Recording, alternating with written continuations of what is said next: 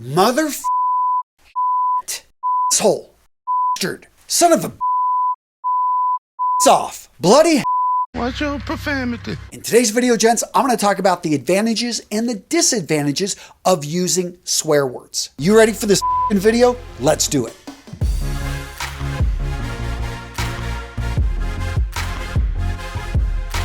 Should a gentleman swear? I want to hear your opinion down in the comments. Quick fact, the word is the most recognizable English cuss word out there. And a little known fact is it's actually an acronym. It stands for fornication under the consent of the king. It can be used as a verb, noun, adjective, adverb, and prefix. Unf yourself. F yourself. F you. F it. F off. As a noun, you can insult somebody by calling them a f.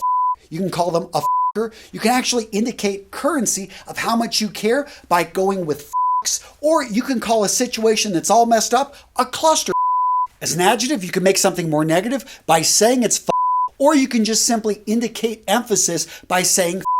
Now you may be asking, what's the purpose of that brief lesson on the F word? Because I want you to understand there are many different ways to use this. Some people are going to say, you know what, if you're using cuss words, you have a limited vocabulary, therefore you come off as unintelligent. However, if you can use the swear words in the different forms and people aren't offended by it, it can actually show levels of intelligence because you understand the different ways to be able to use a singular word with different emphasis and ways of pronouncing it. Pretty interesting, right? But again, there is a caveat. It is situational dependent. You've got to pay attention to the audience, to the people that you're interacting with. There are some swear words which literally go against people's religion to say them, and you need to be aware of that. However, if you're in a safe audience, there are situations in which this can show, hey, that you've got a mastery of the language. So with that being said, let's talk a little bit more about the negative. Using swear words and not even knowing that you're using them and showing that you are deaf to the people that you're speaking with. I've seen this happen multiple times when somebody it's a natural part of their lexicon and they throw it out there and they forget that there maybe are children in the audience. Or that there are people that just simply, they're not used to this type of language. And all of a sudden, it doesn't matter what message that person has. When they've thrown out those words, they've instantly disqualified themselves as an expert, as someone of an authority position or deserves that authority position. They've instantly removed themselves simply because of that language. On the flip side, the advantage, being able to effectively use swear words. And there are tons of options out there, but whenever you interject them, and actually you understand your audience, it shows that you can go to the point just at the edge of offending them, but not passing it. All of a sudden you make them laugh, you make them giggle, you emphasize what you're saying by throwing in those words. And this really just goes to show that you've got a sophisticated relationship with these people. It actually brings you closer to them.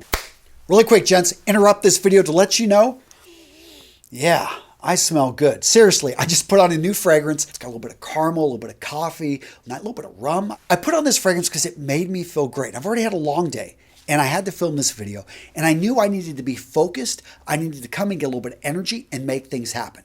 What if there was a series of fragrances out there that could help you be more focused, help you be more committed to achieving your goals, to be more courageous when you need that extra bit of courage, to be more honorable, to be the man you know yourself to be? Guys, this is my new fragrance line, Mission Fragrances. I'm going to link to it down in the description. I've got big into fragrances this last few years. I've got hundreds of them. But one thing that I get upset with is that they don't explain how these notes can affect you, your mindset, your psychology. The information's out there. The research is out there. I kept running into it again and again. And I realized that there needed to be a fragrance line that is specifically designed so that it breaks out and explains how each of these notes affect you. I'm excited about this. If you want to learn more, down in the description of today's video, I'm going to have an early bird sign up. We're going to be launching here in the next few months.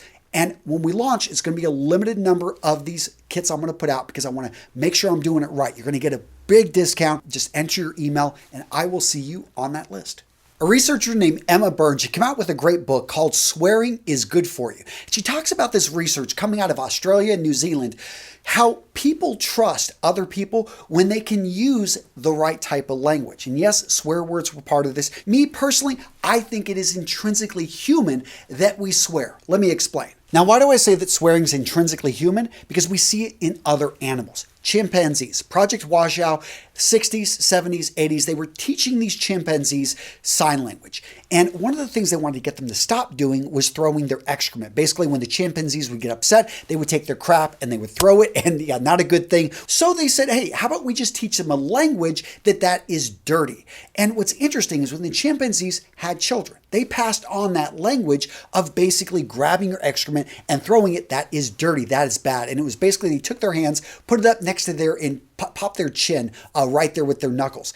Now, whenever these chimps would get upset, instead of throwing their excrement, guess what they would do? All of a sudden, they would start throwing their hands up, doing that sign that they were upset. Clearly, they were indicating through their language that this is dirty, that I'm upset. And you look at the history of most swear words, they have to do with being dirty. Things that we perceive in society is taboo, and then we put it into a word. So, understanding swear words have their origins in societal taboos. You can see how this can really hurt you. Now, gosh darn it. Now, the variant of that can really offend, I know a lot of my neighbors because they're practicing Christians. It's against the fourth commandment in the Bible. So when you say something that you don't even notice you're saying it, it can really just turn off and offend that audience. Now guys, if you're enjoying today's video, do me a favor and smash that like button. By feeding the algorithm, letting YouTube know that this video is actually a good one, more people are going to be able to find this video, and I'll create more because I'll be able to see, hey, that you guys are actually engaging and liking the video. Now let's talk about emotional control, the use of a swear word. In a situation in which you're shocked, in which you kind of forget what you're saying, this can actually be a sign of weakness. It can show that, hey, you don't understand what's going on in the situation. It can reveal to others your lack of control. I know for me, I've got a little bit of a story about this. First time I ever cussed in front of my parents, I was in the bathroom and a mirror fell, and my parents were in the next room, and I just said, holy shit. I would normally never have said that. And if you're in a situation in which you want to have the poker face, you don't want people to know what's going on, you want to be careful for them to be able to spot emotion. That being said, if you want to use it to your advantage, it has been shown, yes, that cussing, swearing can actually make you more immune to pain. Seriously, Richard Stevens out of Keele University, what he had people do is put their hands in cold, freezing water. And he was going to say, okay, how long can you keep your hand in here? Now, when people were encouraged to swear, they would keep their hands in a lot longer than people that were told, hey, don't say anything, don't swear. What does that show us? Whenever you're swearing, whenever you're able to have that outlet, all of a sudden you're able to go through more painful situations. Now for this next point, I alluded to it a little bit earlier, but that is to add emphasis when you're saying something that's really important. Let's say you're engaging with your team and you're normally pretty monotone. You realize you got to grab their attention. I think if you strategically use a swear word on occasion, especially when you're not known for it, it is going to shock, it's going to grab their attention, it's going to bring them back. I've seen this used very effectively, but again, you got to know your audience. Now, what about swearing online? Swearing in email, swearing in a text? To me, this is something you should be very, very careful with.